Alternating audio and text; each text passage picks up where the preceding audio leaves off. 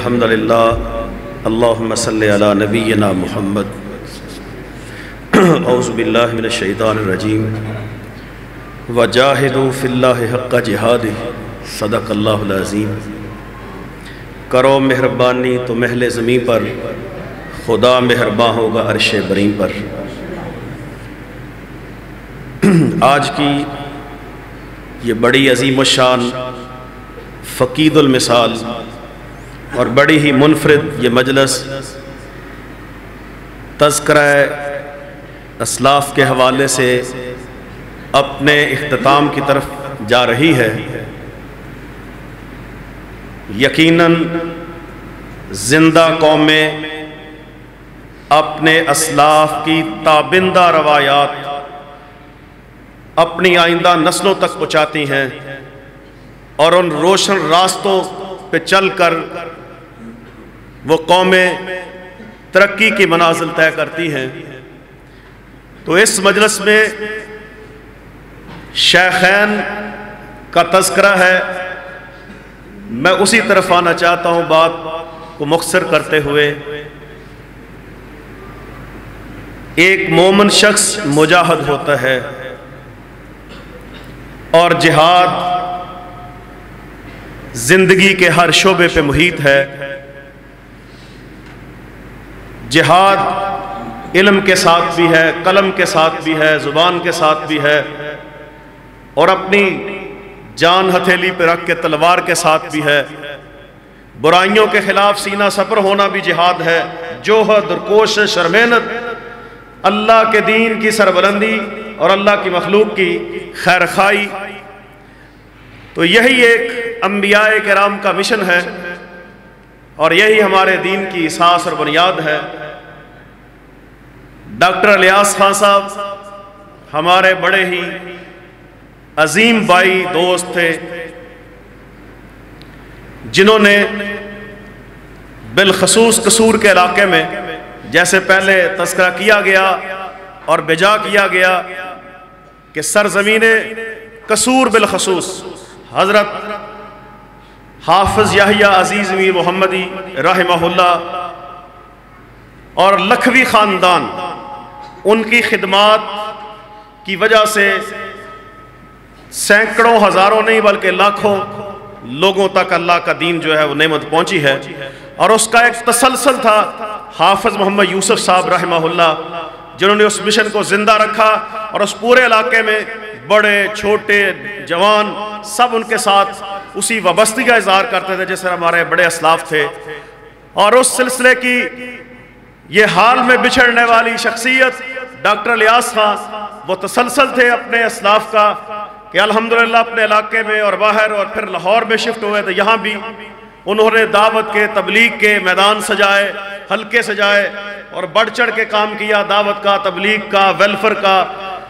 جوڑنے کا۔ اور میں نے بڑے قریب سے دیکھا کہ بڑے با کردار آدمی تھے، اور نجی مجالس میں بھی وہ بڑی محتاط گفتگو کرتے اور کبھی مزاح بھی بڑا سنجیدہ۔ یہ اللہ تعالیٰ نے ان کو وہ تابندہ خوبیوں سے نوازا تھا، اللہ تعالیٰ کروڑوں رحمت نازل فرمائے۔ وہ بڑے دونوں شخصیات بہت لمبے سفر پہ روانہ ہو چکی ہیں، جو ایسا سفر ہے جس کا مسافر کبھی اس دنیا میں واپس نہیں پلٹا۔ ہم بھی اس سفر پہ جب اللہ کا حکم ہوگا ان کے پیچھے جانے والے ہیں۔ تو یہ جو چند ساعتیں اور گھڑیاں ہمارے پاس ہیں، ان کو ہم قیمتی بنانے کے لیے اپنے اسلاف کی وہ یادیں اپنی زندگی میں لائیں تاکہ ہمیں بھی اللہ کامیاب اور کامران کر دے۔ ہاسپٹل میں ڈاکٹر صاحب کے ساتھ ملاقات ہوئی تو اتنے وہ ماشاءاللہ ملنسار تو تھے، اسی انداز جذبے سے ملے کہ جیسے وہ بیمار ہے ہی نہیں، کوئی تاثر ہی نہیں ہے کہ بیماری ان کے پاس آئی ہے۔ تو یہ اللہ تعالیٰ نے بڑا حوصلہ دیا تھا ان کو، بڑی ہمت تھی۔ اور دوسری بات کی طرف بات عرض کر کے مکمل کرنا چاہتا ہوں، اجازت لوں گا۔ یہ مجلس انتہائی چھوٹی مجلس ہے، یہ وقت بڑا محدود ہے، ایک رات نہیں، ایک سال نہیں، کئی سال بیت جائیں تو شیخ الحدیث و تفسیر حضرت مولانا ثناء اللہ خان رحمہ اللہ کی خدمات کا احاطہ اس کا کرنا انتہائی دشوار اور مشکل ہے۔ اللہ تعالیٰ نے بڑی خوبیوں سے نوازا تھا، اور اس عصر حاضر کے اس شہر لاہور کی وہ شان اور آن تھے۔ اپنے وقت کے وہ سب سے بڑے امام العصر، مجتہد، محدث، مفسر، مفتی، ایک عالم دین تھے، اور ہمارے وہ اسلاف جن کی وہ یادگار تھے کہ جو علم کے ساتھ عمل کے بھی میدان کے غازی تھے، گفتار کے نہیں بلکہ کردار کے غازی تھے۔ شیخ الحدیث رحمہ اللہ، میں یہ سمجھتا ہوں کہ آج کے پرفتن کے دور میں زمانے میں سرحالی میں 7 مساجدیں مجھے بتایا گیا ہے، لیکن یہ حضرت حافظ صاحب کی کرامت ہی کہ جمعہ ایک مسجد میں ہوتا تھا، سب ان کی امامت بھی پڑھتے تھے اور پوری زندگی پڑھتے رہے۔ اپنی برادری میں واز کرنا اور پھر ہماری جو برادری ہے راجپوت برادری، ان میں واز کرنا پھر اور بھی مشکل ہے۔ تو ساری زندگی ایک جگہ، یہ ان کا ایک بہت بڑا کارنامہ ہے۔ اور اسی طرح حافظ صاحب رحمہ اللہ میں وہ مشنری ایک جذبہ تھا، وہ اکتاتے نہیں تھے، وہ ایسے استاد تھے کہ طالب علم تھک جائیں لیکن وہ پڑھاتے تھکتے نہیں تھے۔ ایک بندہ بھی اگر چلا گیا تو پھر بھی وہ بیٹھے رہتے اور پڑھاتے رہتے۔ اور پھر وراثت کے علم میں حافظ عبداللہ بہاولپوری رحمہ اللہ ایک موقع پہ تشریف لائے، شیخ الحدیث سے وراثت کے مسائل کے بارے میں بڑے بڑے ڈاکٹر اور دکتور جو ہیں وہ ان سے سمجھنے اور سیکھنے کے لیے مسائل کے لیے تشریف لاتے۔ حضرت حافظ صاحب اس میں بہت بڑے ماہر تھے، جو بڑے بڑے اساتذہ اس سے کتراتے ہیں پڑھانے سے، لیکن ان کا وہ بڑا پسندیدہ مضمون تھا۔ حضرت حافظ صاحب رحمہ اللہ صاحب کمال شخصیت تھے۔ آپ جبل رحمت پہ آپ کے ایک مرتبہ کچھ پیسے گم ہو گئے، پریشانی کے عالم میں کسی سے تذکرہ کرنے کی بجائے جس گھر کے مہمان تھے اسی کے سامنے درخواست پیش کی، تو اگلے ہی روز جدہ سے ایک بندے نے، اس میں کوئی ایڈریس اور نمبر آپ کا موجود ہوگا، تو اس نے کہا کہ حافظ صاحب آپ کی امانت میرے پاس ہے۔ جب وہ پیسے واپس ملے تو اس میں کوئی کمی تھی، 1 روپے کی بھی کمی نہیں تھی، 1 ریال کی بھی کمی نہیں تھی، تو اللہ تعالیٰ نے لٹا دیے۔ وہ صاحب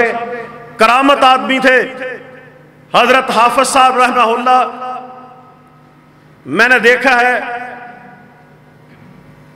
کئی باتیں چھوڑ کے صرف ایک بات عرض کرتا ہوں، جب یہاں انہوں نے کینچی چوک میں دورہ تخصص کے لیے ایک بہت بڑا ادارہ بنایا کہ جو علماء پورے پاکستان سے فارغ ہو ان کو تربیت دے کے میدان دعوت و تبلیغ میں اتارا جا سکے، تو ان کے ادارے کے ساتھ ہی ہمارے وہاں کے کچھ احباب نے مسجد ایک بنائی۔ میرے کچھ احباب محترم حافظ سعید صاحب کے پاس ہم گئے، حافظ صاحب کو درخواست کی، وہ فرمانے لگے کہ آپ سے پہلے مفتی مبشر ربانی صاحب اور پروفیسر ثناء اللہ خان صاحب وہ بھی اس مسئلے پر توجہ دلا چکے ہیں، میرے بھی وہ استاد ہیں، بڑے آدمی ہیں، تو فرمانے لگے کہ ٹھیک ہے، وہ مقامی نوجوان ہوتے ہیں، ان کے جذبات ہوتے ہیں، لیکن ہم نے درخواست کی تو وہ کہنے لگے ٹھیک ہے ہم غور کرتے ہیں۔ لیکن اگلے روز وہ جو ان کے مقابلے میں نئی مسجد بن رہی تھی، وہ راتوں رات لیبر زیادہ کر کے اس کو عارضی طور پر تعمیر کیا گیا۔ حافظ صاحب ماشاءاللہ سیاست کے میدان میں بھی ان کا بہت بڑا کمال تھا، بھائی ناظم رہے ہیں حلقہ حبیب اللہ صاحب حلقہ میں، تو سیاسی لحاظ سے، برادری کے لحاظ سے، باقی معاملات کے لحاظ سے، تو ہمارے کچھ دوستوں نے یہ درخواست کی کہ حافظ صاحب صرف آپ کے ایک حکم اور اشارے کی ضرورت ہے، انشاءاللہ اللہ کے فضل و احسان سے یہ جو آپ نے محنت کی اور کئی سالوں سے یہاں ادارہ قائم کیا، اور اس مقابلے میں اتنے بڑے شیخ کے مقابلے میں چند نوجوانوں نے جو شرارت کی ہے، انشاءاللہ صرف اجازت دے دیں یہ چند منٹوں میں اس کا صفایا ہو جائے گا۔ تو محترم حافظ صاحب فرمانے لگے میں زندگی کے آخری ایام، میں نے کبھی جوانی میں یہ کام نہیں کیا، میری وجہ سے مسلک کی بدنامی اور دین کی بدنامی ہو، میں یہ جگہ چھوڑنا گوارا کرتا ہوں لیکن اختلاف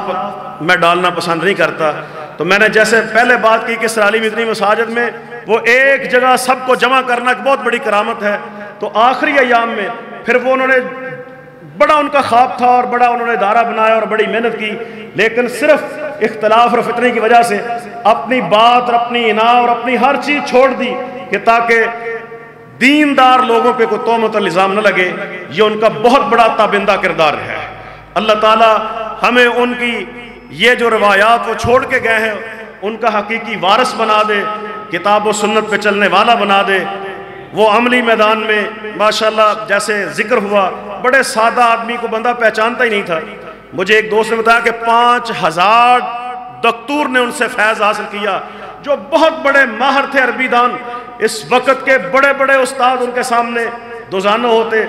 لیکن محترم حافظ صاحب کو پہچاننے میں لوگ وہ نہیں پہچان سکتے تھے کہ اس پائے کتنے بڑے وہ محدث ہیں اور بڑے عالم دین ہیں۔ تو اللہ تعالیٰ ان کا نعم البدل ہمیں عطا فرمائے، ڈاکٹر صاحب کا نعم البدل عطا فرمائے، ہمیں ان کی جو نیکیاں ہیں ان کو جاری رکھنے کی توفیق دے، اور باری تعالیٰ ان کی زندگی بھر کی نیکیاں اپنی بارگاہ میں قبول فرمائے، ان کی کمیوں سے درگزر فرمائے۔ وہ کمیاں